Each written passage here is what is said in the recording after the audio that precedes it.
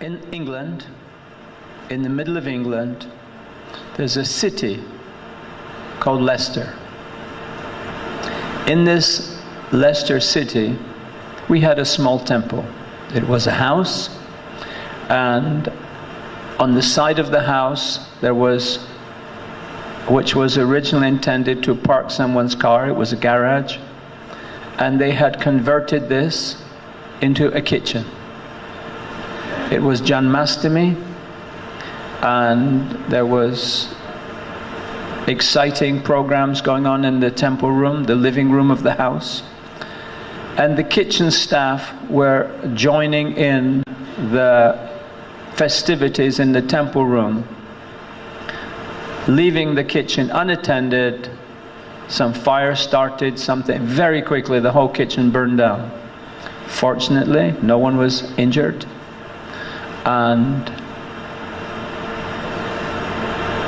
but the kitchen was destroyed. So the devotees thought at this time, we should now get a proper temple with proper facilities. There's so many nice temples around the world, we are still in this house. So they started to look around and to see which buildings were vacant. And in Leicester, on the high street, there was one empty building. It was the flagship building of Barclays Bank. Flagship means that when there's a flotilla of ships, there is one big main ship. It's very opulent, it's very big, it's very popular, and this is where they have the flags, on this big prominent. You see this in India. The insurance companies and so on, they have big skyscraper built, big, very, very important buildings.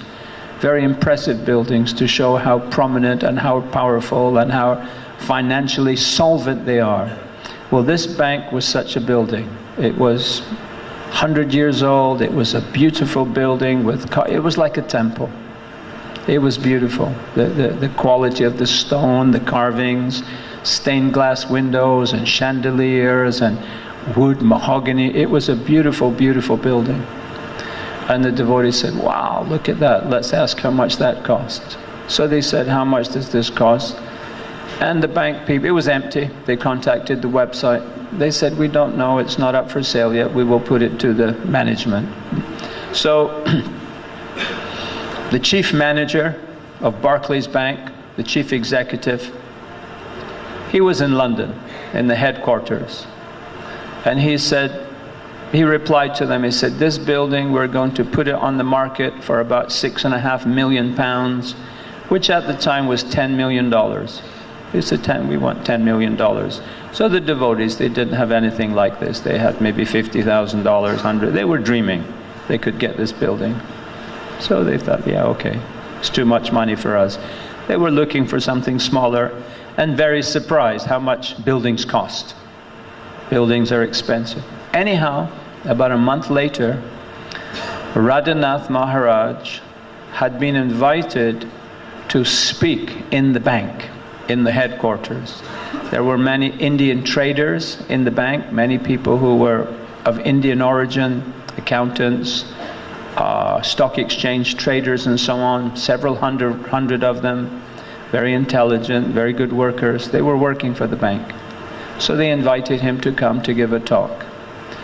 The chief executive, who had said the building was $10 million, he went along. He was an Englishman, white man, English-bodied man, and he went with his two deputies.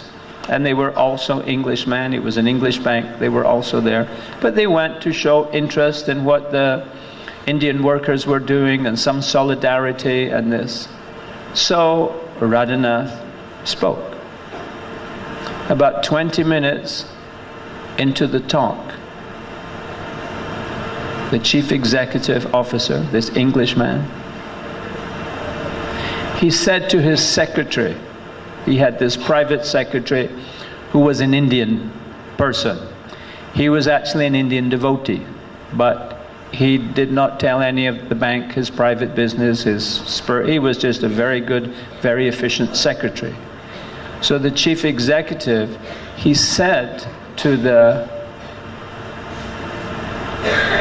secretary, he said, is this person part of the group who were asking about the bank? The secretary said, yes, this is the same group. So the bank manager, he listened for another few minutes, and he said, if this is how these people are, give them the bank. Simply give it to them. They can use it. $10 million building. He was so moved by Radhanath speaking, listening to him for half an hour. He was ready to give $10 million. The Indian devotee, he said, very intelligently, he said, I think it's better to sell them the building for whatever they can afford. Because if a gift, by the time the accountant structured the gift, and so who owns it, what is the lease terms, whereas you buy it. He said, let them purchase it for whatever they can afford. And the chief executive officer of Barclays Bank, big international bank, he said, yes, that is a good idea. He said, but today is Saturday. He said, I want the deal closed by next Thursday. Finished. Get it off the books. He said, because as soon as word goes out that the building is for sale, because we haven't put it up for sale yet, as soon as the word goes out that the building is for sale, he said, then I will be obliged to sell it to whoever bids the most money on behalf of the shareholders. He said, so let us just move it quickly before it becomes public. Just get rid of it. He said, by next Thursday. So the secretary, he called the temple president, very nice devotee, Pradyumna. He called him and he said, you won't believe what's happening. So that same evening, and every day, till 1, 2 o'clock in the morning, Pradyumna was going around visiting people who could help contribute. So late on Wednesday night, he called. He said, we have £350,000 cash, $500,000. 5% of the cost of the building.